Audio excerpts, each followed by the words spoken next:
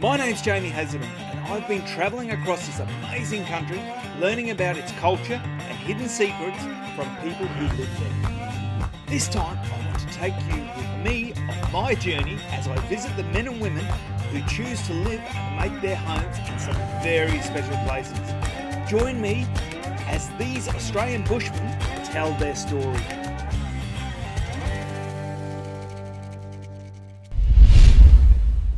Today, Mark and I are exploring Bribie Island on the Sunshine Coast. Well, we've just arrived at the Wurrum entrance, and before you go on any beach drive, you need to drop your tyre pressures down. Now, we've had a fair bit of rain last night. I'm going to drop them down to 20, and if I need to drop them further once we get on the beach, I will. There are two entries onto the beach at Bribie, and the other track is the Northern Access Track. We've chosen to use the Wurrum entry to enjoy the full beach run. When you go forward driving, on the beach or in the dirt, you have the appropriate recovery gear to get you out. Well, we're just heading down onto the beach. Something you want to take note of is speed limits on the beach. Well, we're on Bribie Island today, and straight away, you can always see here is the signage. There's a lot of it on this beach, and we're sitting on 30 kilometres an hour along this area here. But it actually changes along the way. So keep your eye out and watch for the signs. And make sure you stick to the road rules. What I've noticed with a lot of drivers when they're driving on the beach is they try and stick up a bit too high or stick in the middle. Well, if you drive down low to the water's edge, not in the shiny parts of the sand or water area, stick to just a bit up, you'll find it's a lot smoother ride. You don't bog down, you don't sink down. But if you're in the middle, it'll be whoop-de-doo.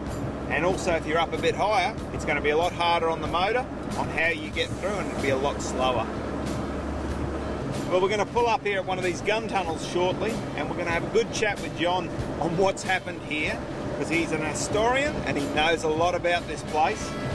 Should be good.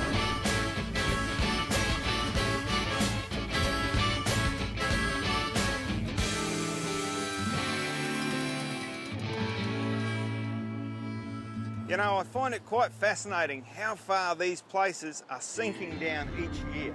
Yeah, I've noticed that. Yes, well, these gun emplacements, they used to be two sand hills behind the beach, and the beach come after that.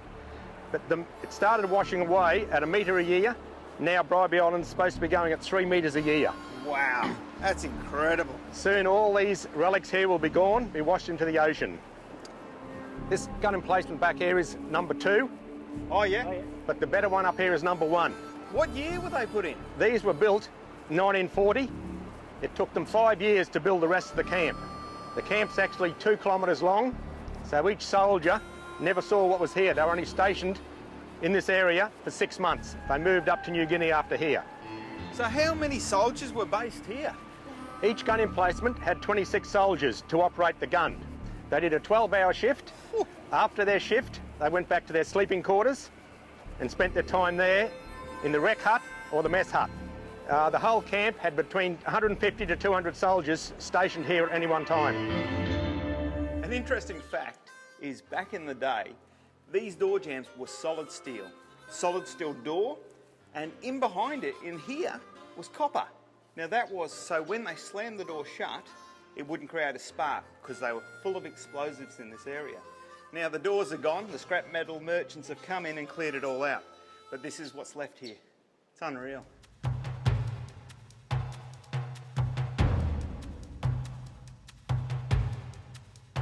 I just can't believe how you got so much knowledge on this thing.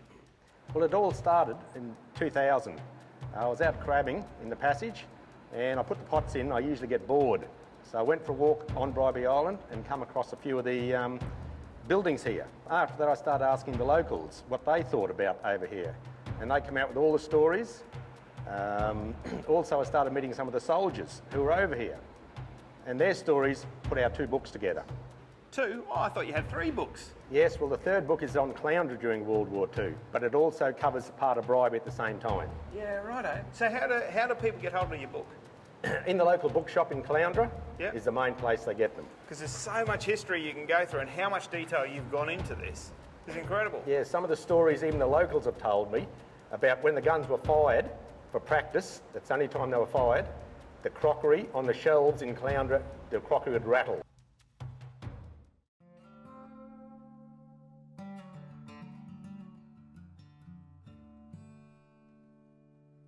The reason why they put the old gun forts right here is it's so close to the channel. As you can see, the ship going through, they've got a clear shot.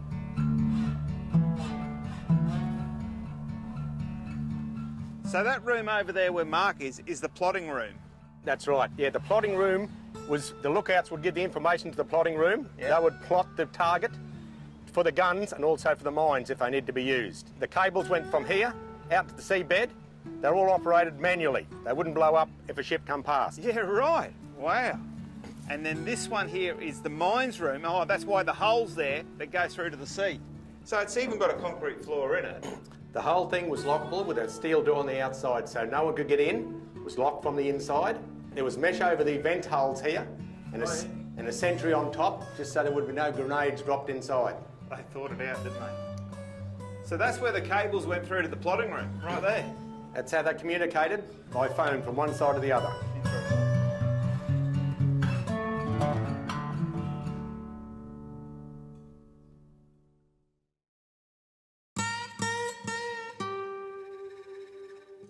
We've just come across a mortar nest or a machine gun nest. It's got a moat right round it. And imagine they sat in here with a machine gun, looking up for 12 hours a day. The sandflies, the mozzies would have been insane.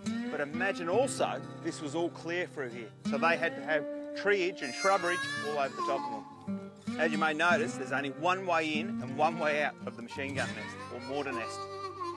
We've come across a lot of these pits. Now they're actually going off to the septic tanks that are all over the place, but the pits are everywhere. So if you're bringing the kids in here, you've just got to be aware and keep your eye out for them. Mozzies are thick in here, aren't they? Yeah, lucky it's winter time. Summertime, be all over you like the flies. Yeah, you're not wrong there.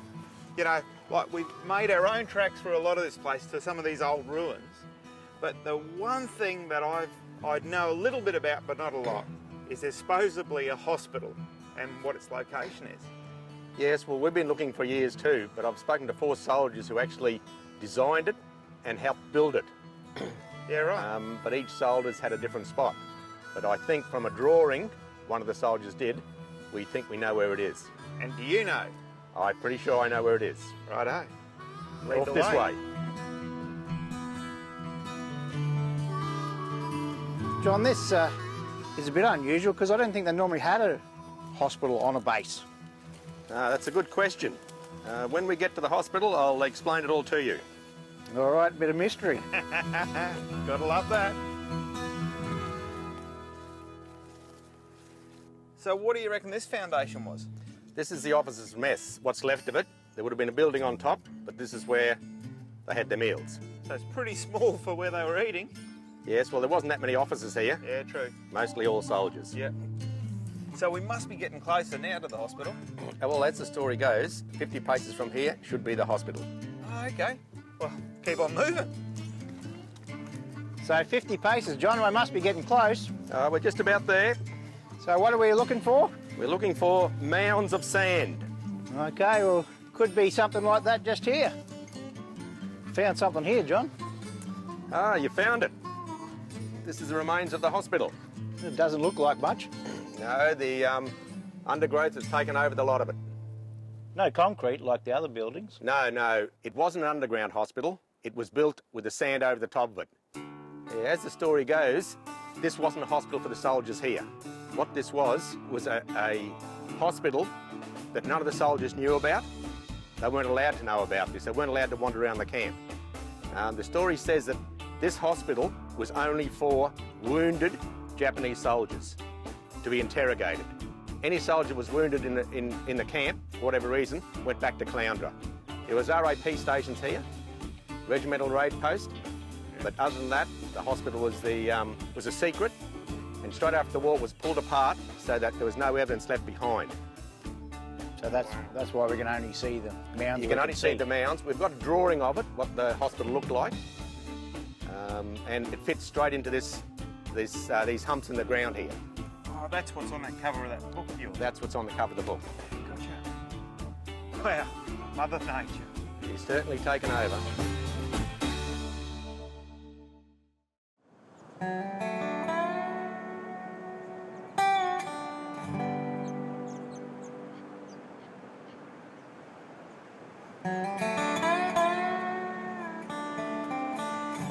I've just pulled up.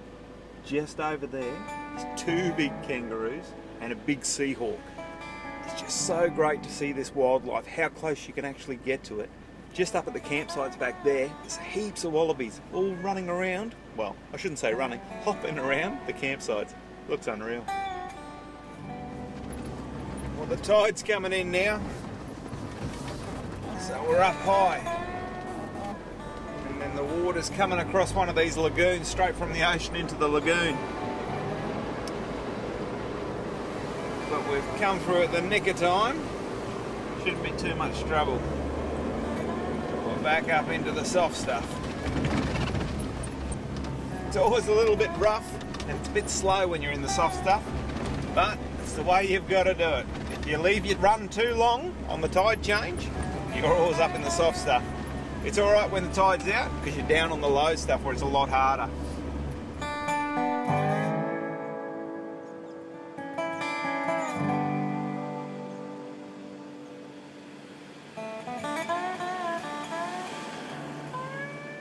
Oh boy, what have we got here? Looks like somebody's stuck and needs a little help. So what's happened, Jack? Just got my first little four-wheel drive a couple of days ago. Hadn't taken it off track yet because of the weather lately, but I was on the way back from the movies with my little brother and thought, you know what, let's go and just try one of the little tracks on Bribie Island. Online guides, and they're pretty good for amateur, pretty easy to go. You haven't got far? No. No. Back tyres sunk in and got stuck on the body and I just can't get it out. All right, well what we'll do is we're going to tuck some treads under there and get you out. Mark's going to actually go through that, and then he'll probably drive it out for you, if that's all right. Yep, that'd be great. Then I'm heading straight back out here. No worries at all. All right, we'll grab some treads. So this is what happens, a little bit of inexperience of not doing any four-wheel driving or knowing how to four-wheel drive. He's just got a new car and he's thought he'd come down onto Bribie and go for a drive, but he didn't put the hubs in and he didn't lower his tyre pressure, so therefore he's just sunk. And what he's actually done is called the police because the tide's coming in and he wasn't sure if he could get out. But we've come along, we're going to put some treads under there and get him out. So what we're going to do, use this as a shovel and just dig a bit of sand out and then tuck it under the wheel. This can happen to just about any beginner four-wheel driver.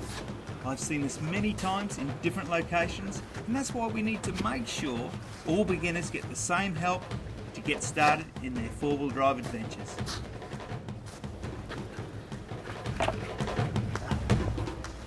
So we've dug the treads in now. We haven't let the tyres down because he's just going to go straight off the beach. So we're just going to drive him forward off the treads, turn him around and head him home. As you can see, the tide's coming in pretty quick here, so we've got to get him moved out. He's happy to drive back out of here, get back on the road.